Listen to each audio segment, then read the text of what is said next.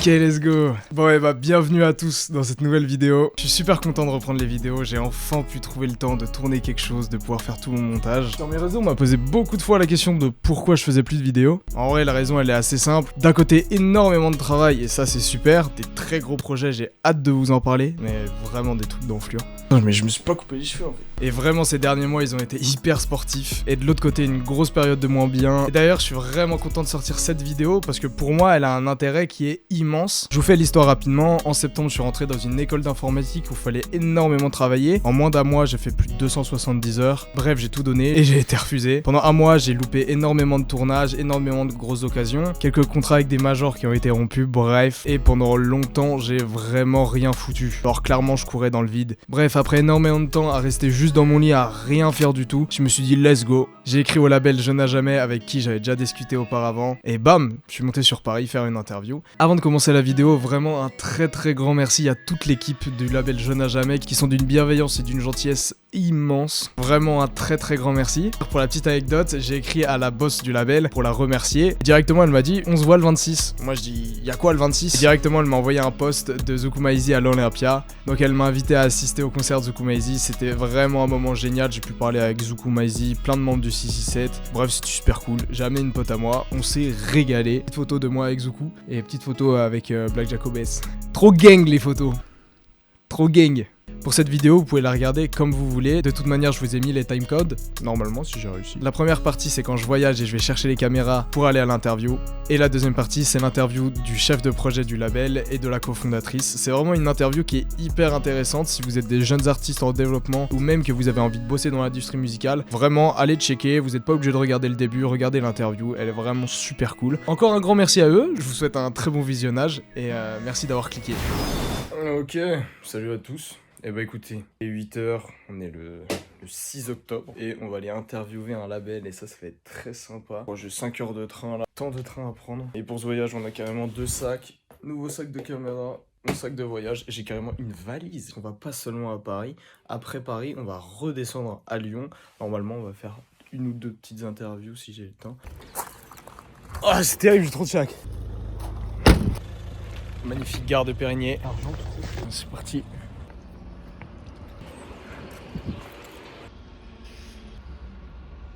Bon, je vais pas vous filmer beaucoup parce que c'est que du voyage, pas très intéressant. On vient d'arriver à Bellegarde. Donc là, direction Lyon. Il reste 2 heures. On fait Lyon-Paris. Le train il est poussiéreux. D'être long le trajet. Donc il y a une station qui serait en feu actuellement. Donc cela engendre une coupure d'alimentation électrique. Let's go, ça y est, on est enfin arrivé. Mais c'est bon, j'ai préparé une interview au moins. Là, je vais faire les 2 autres.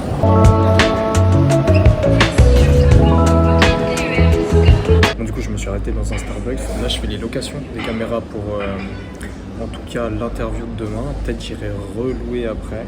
Bon, ça va faire cher, mais je fais péter une caméra. C'est fort. Mon mec de code, note-le. Mec, Wow. C'est fancy.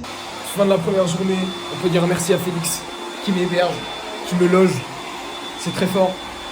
Je vous dis à demain. Demain, on va aller récupérer les caméras. On va préparer l'interview. On va voir ce qu'on fait avec demain, je pense. Puis voilà quoi. Très cool Paris, ça va vite. Pris la cam. Attends, je vais vous poser là.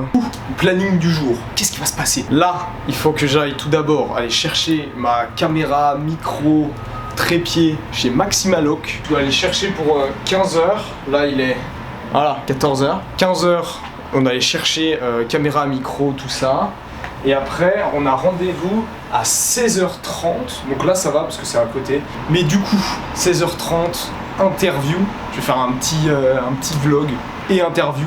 Félix le Goat qui me prête son appartement et tout, me prête aussi super caméra Sony. On va pas se mentir, ça fait du bien. Comme ça, du coup, on aura 3 caméras, les mecs. On aura 3 caméras. On va pouvoir faire des scènes de fou. Mais voilà, en tout cas, c'est tout ce que je sais pour aujourd'hui. Ce soir, on va en studio, soit on va en boîte de nuit. Je sais pas du tout. Mais je sais pas si c'est ce soir que je fais les interviews des autres rappeurs ou si je le fais demain. Je vais envoyer un message de suite. Je crois que je vais laisser déjà tout mon matos ici. Comme ça, je vais vite chercher le matos que j'ai loué. J'espère que c'est tout bon, s'il commence à me dire qu'il y a une couille et tout. Et je vais là-bas, je vais chercher tout. Je reviens ici, mon matos. Et après, on part au label Je n'ai jamais. Avec mes petites caméras. Moi, est-ce que j'ai tout là? Ah putain, non, j'ai pas mes tickets de métro. Je vais aller en métro. Parce que je suis un vrai parisien maintenant. Je connais tous les métros. Dites-moi un métro. M1, je connais. Mais bah ouais, frérot. Mec, les escaliers sont très doux. C'est tellement petit. Vamos. Vamos. Là, je suis arrivé. Je suis vraiment devant le magasin. Let's go. On va chercher le matériel. Et bah écoutez, c'est tout good. Encore une grosse dégaine. J'ai une caméra. Les gars, je vous montre quand je suis à la maison. J'ai une caméra, elle est gigantesque. Donc là aussi, derrière moi, j'ai un trépied. Donc là, je rentre vite à la maison. Je vais chercher mon autre sac de caméra avec mon Mac, etc. Ça pèse extrêmement lourd.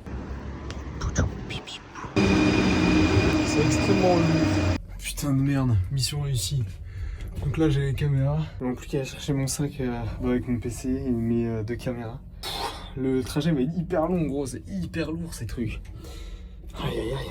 Mais après, c'est ça la vie d'artiste, les mecs. Voilà. Bon, du coup, enfin arrivé à l'appart. Regardez-moi tout ce matériel. En vrai, je suis grave content parce que j'ai jamais vu autant de matériel. Même si c'est de la location, ça me fait plaisir d'avoir ça en main. Genre vraiment.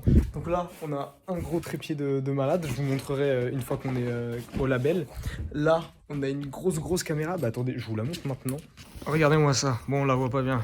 Je vous montrerai après, mais incroyable. Et du coup, là, c'est quoi? Ouais, là, j'ai un petit casque. Là, j'ai un micro sans fil. Un autre micro sans fil là, je crois. J'ai environ, je sais pas, 30 minutes de marche et je dois y être dans 30 minutes. Donc faut que je parte maintenant. Et prendre ma caméra comme ça, quand j'arrive, bah je vlog pareil. Mais le problème c'est que j'ai quand même beaucoup de matos. Ouais bon on voit pas bien, mais ça fait ma taille. Ça fait 3 fois ma taille. J'abuse un peu. C'est tellement lourd, là j'ai une crampe au bras. J'ai ma caméra, la grosse caméra. Et dedans j'en ai 2 autres encore, enfin une autre maintenant que l'autre est à ma main. C'est parti. Je vais pas vous cacher, je suis super stressé. Et plus je me rapproche du truc, moi je suis stressé. Bon, l'interview va bien se passer, je pense. Mais c'est trop drôle de vlogger en vue. À Paris, tout le monde s'en fout. Tu peux parler et tout le monde s'en branle. C'est génial. Écoutez, bah normalement je suis arrivé. Normalement je suis arrivé, je sais pas quel bâtiment c'est. Le problème c'est que je suis arrivé. Là il est 20. Là il est 20 et moi je suis un peu shy. J'aime pas arriver en avance. J'aime pas arriver en avance, du coup je crois qu'on va attendre juste 5 minutes et après je vais appeler le gars parce que ça pèse 57 kilos sur mon dos là. J'ai beaucoup trop de matériel là pour une seule personne. Normalement il faudrait un fourgon blindé. Écoutez, je pense qu'on va appeler, c'est parti. Appelons Louis, d'ailleurs dédicace à Louis, hein. Très gentil, petit GP. Oui bonjour, c'est Pierre Ducré à l'appareil. Oui, j'ai ton numéro. Eh bah parfait. Ouais bien. Écoute, je suis juste en dessous. Est-ce que c'est bien la porte qui s'appelle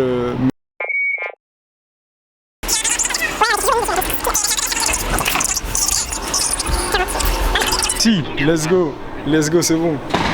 Je suis totalement dans la cour. J'arrive. Ok, vas-y, bah cool, je vais te chercher. Vas-y, merci. Salut mon gars, ça va ou quoi? Ça va? Ouais, bien et toi? Bien et toi? Bienvenue ici. Hein. Bah, merci bien, mec. Ah, tu commences là? Carrément okay. La caméra. C'est cool ici en tout cas. Ouais, c'est vraiment cool. Mec, c'est hyper joli. C'est hyper agréable comme bureau. Merci beaucoup. Ici. Yo, ça va quoi? Ouais, toi? Très bien. Bon, on va descendre dans l'entre-jeu. Vas-y. Donc là, je n'ai jamais. On peut voir forcément un petit Wheat, petit Marty de Lutèce, Baby Solo, Winter Zuko aussi qu'on a distribué à travers le label Promesse avec qui on travaille. Un très beau projet qui arrive avec eux, on a trop hâte d'en parler. Mais on peut pas en parler pour l'instant. T'es sûr? C'est pas sur Winter Zuko. Moi ça m'avance. Ça m'arrange. Alors, avant de passer sur Je n'ai jamais, on va peut-être parler quand même d'un des pôles les plus importants. Ouais. Les éditions. On s'occupe de maximiser les droits d'auteur de nos artistes. Donc ça passe par des dépôts SACEM. Ensuite, on va essayer de récolter ce qu'il y a à récolter. Hyper Il y a important. récolté au niveau de la télé, parce que quand la télé passe des musiques, quand la radio passe des musiques, quand il y a des concerts, en fait, ils doivent payer du coup des droits d'auteur à la SACEM, gestionnaire, chef, boss Bam. du label. Voilà, du coup sur Jeune à Jamais, c'est un label de rap et aussi éditeur. Et en tant que label, nous, notre rôle, c'est d'accompagner les artistes dans leur développement de carrière. Donc en gros, on les prend à leur début et on les aide à maximiser ce qu'ils sont en train de faire. Donc à les aider à se développer en termes de production musicale, aussi en termes d'image, et de les accompagner dans tout ce qui va être les moments clés de leur carrière, les sorties de projets, donc que ce soit un EP ou un album, et aussi du coup l'image qui va l'accompagner, les clips, les covers, tout ça, et après les conseiller un peu en relation presse, pour avoir des articles, enfin en parler, et tout ce qui est autour de leur création de carrière en gros. Gros truc qui a été super cool quand on a déménagé ici il y a genre 1 an et demi, c'est qu'on a pu du coup avoir accès depuis un vrai studio. Donc à la base c'est un studio qui est vraiment réservé pour la synchro musicale, c'est-à-dire que Criminal fait vraiment de retouches, de la post-prod, de la création de musique. Mais du coup Jeune à Jamais, on y a aussi pas mal accès, en tout cas pour nos artistes, en label, pour enregistrer notamment les projets, faire des sessions en journée, en nuit ou des choses comme ça. Par exemple pour l'instant quasiment la majorité du projet de Baby Solo là, qui va bientôt sortir a été enregistré ici. Donc non c'est très très cool. Oh let's go. J'ai une belle Apollo X. Ouais, c'est ce que je viens de voir. Non, il est lourd le studio, il est super beau. C'était qui Ah oui, non, c'était à la caméra cachée. Ouais. Alors écoutez, moi je me mets juste un petit Scène d'enfer. Ça se trouve c'est une caméra cachée. On avait fait une caméra cachée, on avait organisé une caméra cachée avec des artistes et tout et c'était... C'était dur à vivre. Parce qu'en fait, le mec il faisait une interview de merde, de ouf. Et nous, on devait faire semblant que c'était ok, tu vois. Du coup, fallait qu'on dise à l'artiste, ouais, mais écoute, c'est un média cool, donc sois peace. En même temps, tu sais, on réagissait pas alors qu'il faisait des phases de malade mental. Mais c'est sur YouTube, c'était John Desmayo. John Desmayo, il s'appelle. Non, je sais pas. Ouais, ça doit être drôle à faire, genre. Et quand des fois je me retrouve en studio ou quoi, à poser des questions, je suis en mode jamais, genre, Ouais, c'est chaud. Interview Pierre, bienvenue. On est avec Roman et Anaïs. Salut.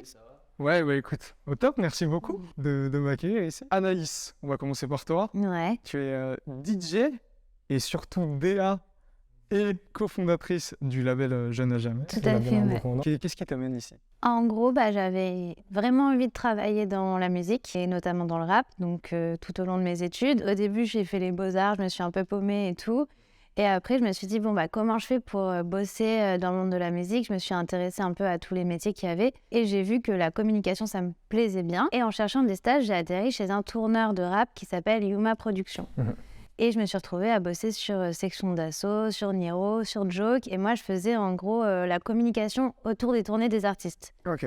Donc c'était passionnant, j'ai appris plein de choses, j'ai fait des contacts. Et au bout d'un moment, il y a des artistes qui sont venus vers moi et qui avaient besoin de conseils en communication et qui avaient besoin de management. Du coup, j'ai fait du management, voilà. Donc j'ai fait ça à côté du taf, par exemple avec le producteur qui s'appelle Nodé, qui a fait l'album Négritude de Youssoupha. Mais vous avez aussi pu l'entendre sur le clash Squeezie et Cyprien. Enfin, il a fait plein de trucs différents, en fait. Il a fait beaucoup de compos et je me suis prêtée au jeu et j'ai adoré faire ce travail de manager et ça m'a fait voir un peu tous les aspects qu'il y avait dans la musique. Donc le label, le tourneur, donc tout ce qui était booking j'avais déjà vu et édition aussi. Donc ça m'a fait découvrir tous les métiers liés à la musique et au bout d'un moment ça marchait bien là-dedans donc j'ai arrêté la com.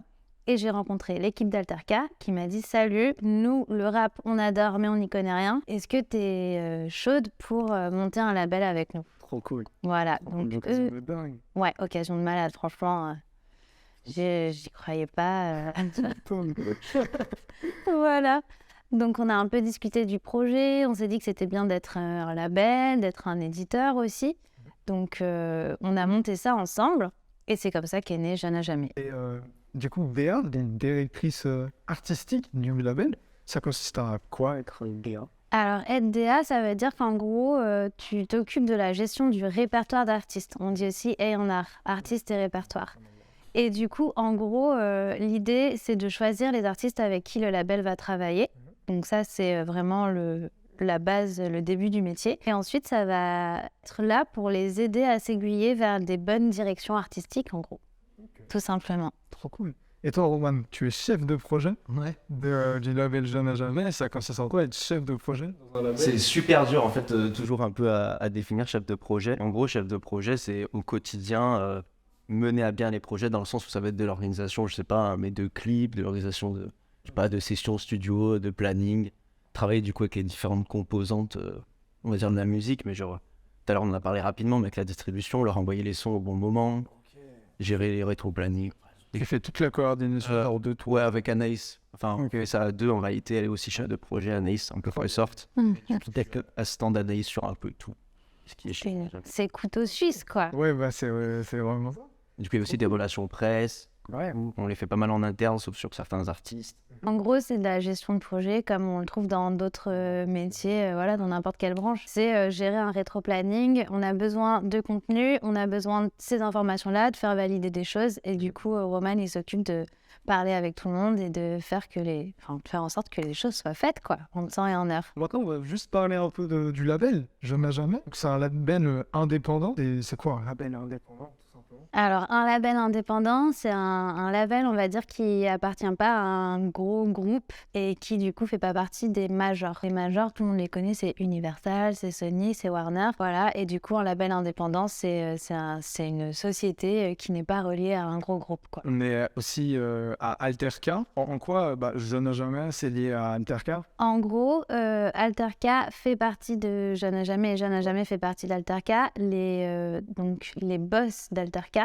sont aussi mes associés sur Jeune à Jamais. Donc voilà, donc en gros, Alterca, ça fait plus d'une quinzaine d'années que ça existe. C'est un éditeur, c'est aussi un label et surtout, c'est une société spécialisée en synchronisation musicale. La synchro, c'est mettre la musique à l'image. Dans une publicité, par exemple, quand vous regardez une pub à la télé pour McDo, il y a une musique derrière et en fait, s'il y a des gens qui l'ont créée, il faut clearer ses droits pour faire en sorte que tout le monde soit d'accord, tout le monde soit OK, qu'on dise ça va être diffusé dans tel territoire, ça va durer tant de temps et ça va vous coûter tant. Enfin, c'est les gens qu'on a vus tout à l'heure. Hyper intéressant. Il y a beaucoup de trucs qu'on connaît pas du tout en vrai. Si il y a un artiste qui veut signer en maison de disque, en quoi il est gagnant d'être dans un label indépendant? Bah ça, c'est aussi à l'artiste de savoir ce qu'il cherche, hein, ce qu'il a envie de faire. On va dire que dans un label indé, tu as peut-être plus de liberté dans ta création parce que du coup l'équipe est plus restreinte et financièrement si on compte sur toi on joue plus gros qu'une major qui va du coup te faire marcher et puis le jour où ton album il marche un peu moins, peut-être qu'on va s'intéresser à la prochaine signature cool plutôt que continuer à bosser ton projet. Après de ce que j'ai vu des labels indés, je peux pas parler au nom de tout le monde, hein, mais les pourcentages de royalties touchés par artiste, donc l'argent qui va lui revenir, ils sont plus élevés avec les indés. Quand on recherche Jeune à Jamais sur internet, le truc qui revient le plus, c'est que vous avez une esthétique atypique. Est-ce que ça, typiquement, c'est vous qui choisissez un peu comment votre média y ressort? Je pense que dès le départ, quoi qu'il arrive, Anaïs, elle a voulu insuffler quelque chose qui était très porté à l'époque un peu sur genre, le rap SoundCloud, des choses comme ça, toutes les nouvelles vagues un peu qui arrivaient dès 2015, par exemple avec le 667. Du coup que Anaïs a été une des premières en fait à accompagner Zuku Maizy depuis ses débuts et genre aujourd'hui on travaille encore avec lui. Bah ouais, Donc voilà. Après au fil du temps forcément tout ce qui a pu se faire on va dire par la suite de cette scène en fait les niches artistiques ça reste notre direction artistique et ça l'a toujours été. Encore aujourd'hui avec des artistes comme Baby Solo, Ucile et Rio en duo. Au départ c'était un peu une volonté j'imagine artistique parce que c'était aussi ce qu'on aime comme musique, tout simplement. Et aussi, au fil du temps, c'est juste, je pense, ce qui en ressort à l'extérieur quand les gens voient nos artistes, ils considèrent que ça s'inscrit là-dedans, quoi. Donc, ils nous présentent aussi comme ça, je pense. On a aussi toujours cherché à avoir un roster éclectique. On trouvait que la meilleure façon de travailler les artistes, c'est que dans notre roster, il n'y en a aucun qui se ressemble. Ils ont tous des images très fortes et c'est aussi pour ça qu'elles sont atypiques. Et du coup, c'est ça qui fait un peu la force du label, c'est que chaque artiste a vraiment une personnalité très définie. Et comme ça, il n'y a pas d'auto-compétition dans le roster. Et c'est ça qui est génial, mais on le remarque que quand tu le précises. Mais c'est vrai qu'il y a... Enfin, Wheat, Zuku Maizy, Baby Solo, Ucile et Rio, ça va de partout et c'est trop cool. Et franchement, c'est trop beau. Ce qu'on recherche quand on signe des artistes, c'est déjà des artistes qui ont en quelque sorte une DA qui est déjà très présente et qui est déjà très imposée genre dans la musique ou même dans leur image. Et nous, notre objectif, j'ai l'impression, ça va être de développer encore plus à fond ça, d'aller encore plus à fond dans leur délire. C'est vrai qu'on s'éloigne un peu de ce que le public pourrait attendre, c'est plus qu'est-ce que nous, on peut proposer. Est-ce que vous arrivez à un Tu peux expliquer, parce qu'en plus, ça, c'est. On m'a posé plusieurs fois la question, parce qu'on m'a dit, mais Zuko Ezin, il est aussi 7. Où il est à Jamais. Où il est ensemble. Qu'est-ce qui se passe? Son collectif, c'est 6-7. Enfin, ils ont tout créé ensemble, tout fait ensemble. Leur esthétique, c'est eux qui l'ont fait et ils font de la musique ensemble. Et Jeanne à Jamais, en gros, nous, on est liés avec lui via un contrat qui nous permet de mettre sa musique sur les plateformes. On travaille avec lui. Et après, on lui fait un travail de label service. Donc, on l'accompagne, c'est plus dans la gestion des rétro-plannings, des sorties, essayer aussi de trouver des mises en avant, des médias, lui faire rencontrer un attaché presse. Enfin, c'est tout ce qui est autour. Après, lui, il se charge totalement de l'enregistrement, des créas, des clips et tout. C'est lui et puis le collectif qui sont les têtes penseuses de tout ça. Du coup, on va rebondir sur les contrats au sein des labels. C'est quelque chose qui est quand même vraiment hyper flou, les contrats dans les labels. Donc il y a plusieurs, il y a des contrats d'édition, de distribution, des contrats d'artistes. Est-ce que vous arrivez juste à me faire un rapide cours de contrats?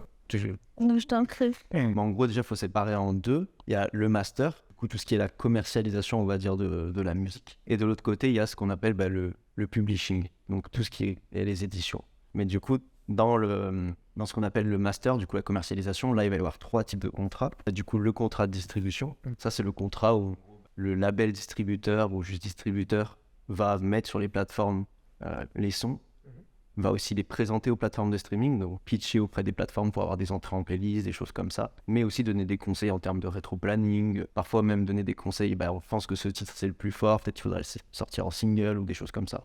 Ça dépend vraiment de l'artiste. Ensuite, on a le contrat, du coup, qui est entre l'artiste et des distributions, qui s'appelle le contrat de licence. L'artiste doit s'occuper de tout produire lui-même en termes d'enregistrement, ses sons, etc. Du coup, il est propriétaire des masters, comme en distribution. Ça ressort un peu souvent dans les textes de rap et tout. Ok. Et ensuite, le label va s'occuper avec lui de tout ce qui est l'image, donc les relations presse, les clips, les covers, tout ce qui est plutôt le marketing, on va dire, en gros, et la communication. Et enfin, il y a le contrat d'artiste, où le label vraiment s'occupe de tout, on va dire. Ok. Et donc forcément, ça joue sur les pourcentages en fonction du contrat. Ouais, on va dire que ça dépend à quel point, en gros, toi, en tant qu'artiste, t'es autonome dans ta production. À quel niveau tu as besoin d'aide? Que t'as besoin d'aide pour, à partir du tout début, donc enregistrer tes morceaux, collaborer avec d'autres artistes, avec des compositeurs. Est-ce que t'as juste besoin qu'on te donne un coup de main en com et en marketing? Ou est-ce que tout ça c'est géré, t'as juste besoin qu'on t'aide à le mettre sur les plateformes de la meilleure façon possible? Les éditions, c'est déposer ses titres à la SACEM. Numéro 1, ça protège tes titres. Ça veut dire qu'on peut pas te les voler. Voilà, il y a eu beaucoup d'histoires dans la musique de vol de titres et tout, donc c'est bien de les protéger. Et deuxièmement, de récupérer les droits qui sont liés à la diffusion en public de tes titres. Si vous avez des questions, etc., sur tout ce qui est droit et tout, allez sur le site de l'IRMA. C'est vraiment pas mal. Ça m'a pas mal aidé, ouais, pour tout comprendre au tout début. Écoutez, en tout cas, je pense qu'on a fait un peu le tour de tout ce qui est présentation du label, etc. Ouais. J'avais demandé sur Insta s'ils avaient des questions à vous poser à vous. J'ai eu pas mal de trucs assez drôles. Comme Deyo, dédicace à toi, Deyo. Ton projet est très fort, mais dis, c'est où que je saigne? Envoie le projet à l'écoute. J'enverrai. C'est un artiste suisse très fort. Un de mes potes avec qui je prod qui m'a dit pourquoi les 3/4 sont des fils de pute. Bon, ouais. Pourquoi les 3/4 sont... Bon. Pas tous. Certains seulement. On demande aussi, quelle est votre plus grosse galère que vous avez rencontrée au sein du label? Alors, si vous avez une anecdote à raconter, un truc. Attends, déjà, il y a le secret professionnel. Ensuite, je pense qu'on peut quand même en trouver une. Alors, par contre, on peut parce que le temps faut faire, c'est la guerre. Non, t'inquiète. Non. Bon, je sais pas si c'est assez gros, genre, tu sais, comme avec la... Si, c'est gros, oui. Attends. Avec la... Ah oui. Ah, ça, c'est drôle. Moi, je pense qu'il n'est pas sur les plateformes. Pourquoi? Ah oui. Ah ouais. Mais non. Mais ça, on peut pas parler, on peut en parler contractuellement. Je crois qu'on n'a pas le droit d'en parler. Je sais pas si c'est une galère, juste c'est une anecdote un peu drôle, on va dire. En gros, pour préparer la sortie de nos futurs. Le projet de Wit. C'est sorti en juillet 2020. Ouais. On voulait tourner, en gros, c'est TBMA, qui est du coup la boîte de prod de Leilo, de Haussmann, toute l'équipe de Digital Mundo. Voulait tourné une sorte de annonce en gros du projet. Et il est encore d'ailleurs sur... Ouais, c'est encore dispo sur Insta. Ouais. C'est un peu l'annonce du projet. C'était un teaser vidéo. Un peu en mode punk, graffeur, etc. Sauf que la scène de fin, ça devait être vraiment en mode, il y a une grande pancarte, enfin pas une pancarte. Une bâche. Une bâche géante, mais je sais pas de combien de mètres, elle faisait 6 étages. Hein. 6 mètres, elle faisait, je crois. Du coup, déjà, pour la produire, cette NAF, même pour ça, a été fait. Et du coup, il y avait juste écrit un grand No Future. Du coup, je crois qu'on se retrouve en gros avec TBMA. Il devait 19h. Ils avaient tourné déjà toute la journée, etc. On était à nos anciens bureaux, du coup, vers Réaumur Sébastopol. Dernier étage de l'immeuble. Donc là, il y a genre toute l'équipe de TBMA. Il y a Wit, il y a Lélo, ceux qui travaillent aussi derrière en secret, etc. Et l'idée, déjà, on n'a pas vraiment trop d'autorisation. Mais l'idée, en gros, c'est de déplier la bâche d'en haut. Depuis le balcon du label, vers tout en bas. Sachant que tout en bas, genre, c'est un carrefour. C'est Réaumur Sébastopol, il y a des voitures, il y a des passants, il y a tous les gens. Ouais, puis il y a plein de magasins et tout, il y a plein de gens, quoi. Déjà, on commence un peu à déplier, on sent que c'est un peu chaud, je sais pas, on nous regarde par les fenêtres en face. J'avais une boîte de sécurité, je sais pas trop quoi. Mais ça nous regarde un peu en bizarre, en vrai, honnêtement. Et moi, du coup, je descends en bas. Du coup, j'étais avec Haussmann, celui qui filme tout pour les Hello et Wit. Et il y avait aussi Natas 3000, qui fait aussi pas mal de clips. Du coup, on la descend, on essaie de la coller contre le mur, il y avait un peu des fils. Truc auquel on n'avait pas pensé, tout le monde, c'est qu'il y avait du vent. Et quand on met une balle, on fait l'effet bateau, quoi. Effet voile. En fait, ce qui se passe, c'est que ça fait une grande voile. Genre, on sait pas quoi faire, quoi. Genre, la voile, franchement, on a 2 doigts. Enfin, je pense, tu vois mon physique, tu vois. Je pense que je suis à 2 doigts quand même de m'envoler. Puis on tient le coup. Et là, miraculeusement, en quelque sorte, police qui arrive et qui nous dit, vous faites quoi? Vous descendez la bâche, vous arrêtez ça tout de suite. Donc sur le coup, on est super énervé en vrai parce qu'il fallait juste qu'on tourne quelques plans. On descend la bâche, etc. En haut, c'était Laylo et Wit qui la tenaient, la bâche. Bref, absurde un peu comme situation. Ils nous font descendre la bâche, ils nous disent non, vous pouvez pas filmer. On vient à une négociation avec le policier. Et au final, le policier nous dit, un des policiers un peu plus sympa et tout, nous fait, ok, on part, vous avez 10 minutes, vous le faites. Et tout. Et du coup, là, on remonte la bâche en faisant bien attention à ce qu'elle soit collée au mur, ce qu'on n'avait pas fait avant. Elle se colle bien au mur, et là on arrive à tourner quelques plans, etc. Et tout est bon, et tout est bien qui finit bien. Mais bref, je sais pas si l'anecdote est marrante, mais juste sur le moment, on était un peu à 2 doigts de s'envoler. En tout cas, moi j'étais à 2 doigts de m'envoler en bas. Mais c'est pour ça qu'on le fait, hein, pour la culture. Est-ce qu'il y a beaucoup d'arnaques dans les labels? Et ça, c'est ce qu'on peut appeler des arnaques, parce qu'il y a quand même forcément des contrats qui lient les labels aux artistes, souvent. Il y a des contrats qui sont un peu plus durs que d'autres. Est-ce qu'on peut appeler ça des arnaques? Pas vraiment, parce qu'ils ont été signés par toutes les parties. On pourrait appeler une arnaque, vu que c'est des petits, là il a précisé petits artistes. Ça, c'est des trucs que, en général, tu signes des gens qui ont 19 ans, qui connaissent rien du tout, ils sont genre... C'est un contrat à l'intouche. C'est ça. Il y a encore des contrats qui sont genre... Enfin, c'est pas des arnaques, mais c'est juste signé en artiste pour 5 albums. Enfin, c'est quelque chose qui se fait plus vraiment, en tout cas dans le rap. Hein. J'ai l'impression. Ça se fait encore, mais c'est... Enfin, en tout cas, de notre point de vue, ça nous paraît quand même assez dur comme contrat, mais c'est pas des arnaques, en fait, parce que ça reste un contrat. Et ça veut pas dire que le travail ne va pas être fait par le label. Tu signes un artiste qui est vraiment en tout développement. Après, je pense qu'il y a l'aura des labels américains qui étaient tenus par des gangsters, en vrai, qui en gros donnent un peu cette impression-là que tu peux te faire avoir. En vrai, il faut juste pas croire que t'es dans le monde des bisounours. Enfin, c'est du business, même si c'est de la musique. Donc, il y a un côté très cool et très... je fais des concerts, je fais du son et c'est marrant. Mais en vrai, il y a un côté business aussi. Donc, il faut être bien entouré. Et si on te présente un contrat, prends un avocat, quoi. Écoutez, je viens de finir à l'instant. C'était super cool. Vraiment, merci beaucoup à tous les gens du label Jeune à Jamais. C'était une super expérience. C'était vraiment super cool. Mais ouais, merci beaucoup à vous tous. En plus, c'était super intéressant. Je suis tellement content que ça va. Donc, vous avez peut-être pas tous les moments de vie, mais après, je sais que c'est vachement intimidant d'avoir une caméra en face de toi et tout. Les interactions, elles sont beaucoup plus robotiques quand t'as une caméra. Donc, des fois, je préfère ne pas filmer et passer un bon moment que de vraiment d'avoir tout et tout contrôler. Beaucoup plus simple de parler normalement entre mains, quoi.